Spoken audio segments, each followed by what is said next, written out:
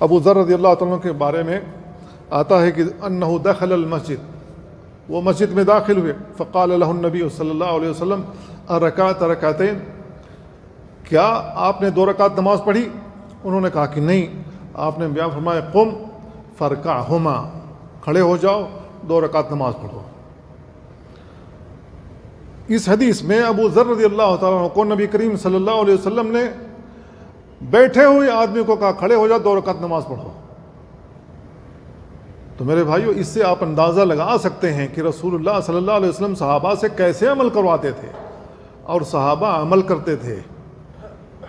آج کسی کو کہہ دیا جائے کہ آپ مسجد میں داخل ہوئے کھڑے ہو جاؤ 2 رکعت نماز پڑھو، آپ کو کیوں تکلیف ہو رہی ہے؟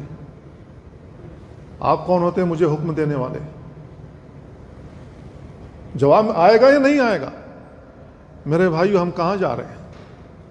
نبی کریم صلی اللہ علیہ وسلم کی سنت کے مطابق ایک آدمی کو کہا جا رہا ہے کھڑے ہو جاؤ 2 رکعت نماز پڑھ لو، لیکن وہ کھڑے ہو کر 2 رکعت نماز پڑھنے کے لیے تیار نہیں، اعتراض کرنے کے لیے تیار۔ تم کون ہوتے ہو بولنے والے؟ اس سے ہم اندازہ لگا سکتے ہیں کہ ہم نبی صلی اللہ علیہ وسلم کی سنت سے کتنی دور جا چکے ہیں۔ اب ایسے لوگوں کو سیدھا کرنا ہو، سنت کے دائرے میں لانا ہو، آپ اندازہ کر سکتے ہیں کہ مسلمانوں کے لیے کتنی محنت درکار ہے، کتنی محنت کرنی پڑے گی، تب جا کر کے وہ ماحول بن سکتا ہے جو رسول اللہ صلی اللہ علیہ وسلم بنا کر کے گئے تھے۔